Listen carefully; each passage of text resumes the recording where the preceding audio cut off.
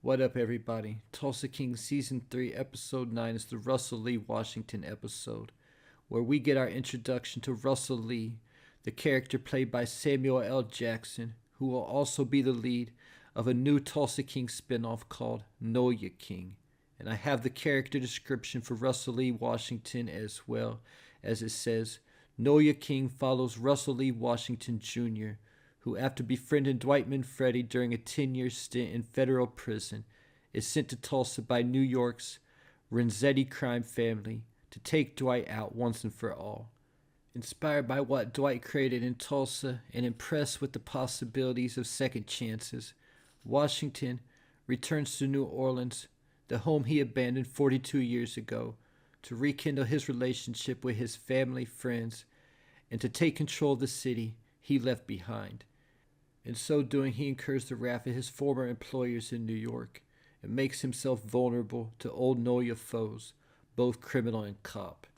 The episode starts out showing Russell Lee putting in work as an assassin, and later in the episode Dwight said that Russell Lee was the best of the best when it comes to hitters. Russell Lee was waiting in a parking garage in Newark, New Jersey for his mark in an old van that said R&R Electric, playing a crossword puzzle. Russell Lee is the owner of a company called R&R Electric Supply Company. The van's also good for when he's doing hits, so anybody that sees him just thinks he's an electrician there for a job.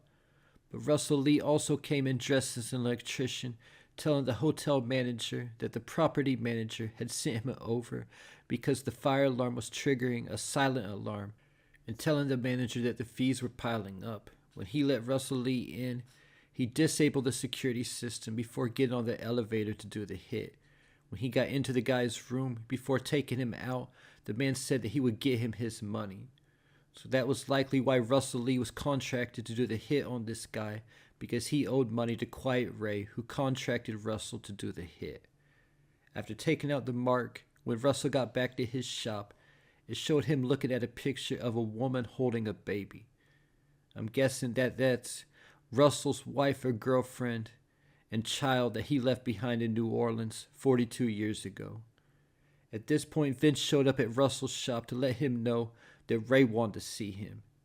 And in regards to Vince, it seems like ever since he took over as the boss of the Invernizzi family, he's become more of a glorified errand boy than a boss.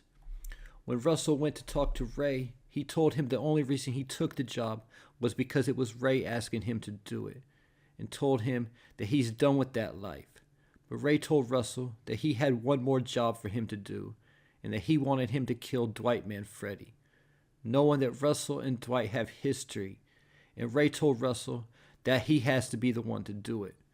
But Russell told Ray that he can't do it, that there's no way. But Ray told Russell that he didn't have a choice.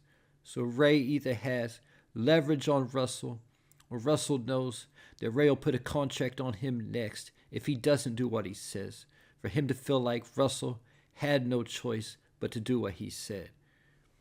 After that, Russell went to Tulsa and went to see Dwight at the Bread to Buck. After Dwight gave Russell a drink of the Montague whiskey, he asked Russell what he was doing in Tulsa. When Russell said that he was thinking about going back to Noya, but that he took a detour to Tulsa to give Dwight a professional courtesy, that Quiet Ray had put a contract out on him, and he had hired Russell to do the hit. But when Dwight asked Russell to come to his house for dinner, Russell told Dwight that it was time for him to start thinking about his own self-preservation, talking about what he was going to do next after saying no to Quiet Ray, and how there would be a list of young hitters who would want to take him out to make a name for themselves. After Russell left, Goody knew exactly who he was, and Dwight told Goody that he saved Russell's life in the joint about 20 years ago, and that Russell was a man of integrity.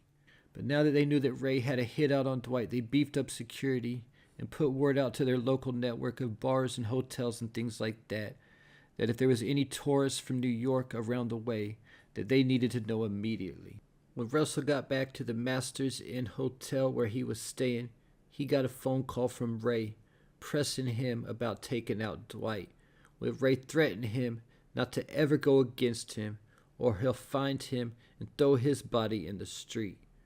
After that, Dwight got intel from Mitch that a bartender friend of his told him that a guy from New York came in and bought cigarettes and booze. And he was also staying at the Masters Inn Hotel, the same hotel where Russell Lee Washington was staying. At this point, Margaret showed up to the Bread to Buck and let Dwight know that she couldn't go out to dinner with him that night because she had to attend an event with Thresher. And at this point, Dwight called Margaret his girlfriend for the first time. So because Dwight was no longer going out to dinner with Margaret, he went home and was doing a puzzle when Russell came and showed up to Dwight's front door with a gun that had a silencer on it. Because Dwight wasn't expecting anybody, he also answered the door with a gun in his hand when Russell let Dwight know that he decided to take him up on the dinner invitation. When Dwight and Russell were talking over a drink, Russell let Dwight know that he didn't want that life anymore, and Dwight encouraged Russell to go back to New Orleans to be with his family. Then Dwight let Russell know that he had got intel that there was a New York hitter in town to whack both of them. So Russell and Dwight went to pay this guy a meet and greet. When they got to the hotel, Russell let Dwight know that that was the same hotel where he was staying at, and said Dwight was out of practice when Dwight called Russell a psycho assassin. At this point, Russell said he was staying in room 210, so they assumed that the hitter was in either room 209 or 211. When the guy walked out of room 211 and knocked on door 209, and another guy came out, and both the guys could have fit the profile of somebody who could have been a mafia member from New York. So because of that, they figured that Ray sent two hitters to make sure the job got taken care of, and that there was one on each side of him. So because of that, Dwight and Russell busted in rooms 209 and 211 and took out these two men. Only for after Vince to walk up to the hotel and see cops and sirens everywhere. And I don't believe those guys were connected to Vince, so that would mean that Russell and Dwight killed two civilians for no reason. And also that they think that they took out the hired hitters, but Vince is still in Tulsa. I guess Vince is the one who wants to make a name for himself by taking out Russell Lee. And if that's why Vince is in town, it could also just be keeping an eye on him. But either way, I think that Dwight and Russell took out the wrong guys. Other storylines from this episode is Tyson still trying to be an earner, and it showed him at the beginning of the episode kicking up to Dwight and telling Dwight that he got the money by throwing a rave, which is a half-truth, not telling Dwight that he's also selling X pills. After that, because he robbed those college kids for his first batch, Tyson went to give Bodie his cut from the rave and also talked to Bodie about hooking him up with an X plug. Once they got the re-up, Tyson and Spencer went to sell out of a club, where a man watching everything going on over the balcony saw what they were doing and had security kick them out. That was likely either the club owner, who didn't want that going on in his club, or a rival dealer. After being MIA for a couple episodes, Cleo Montague returned to Tulsa this episode to check on Mitch after he almost lost his life from the bomb in episode 8.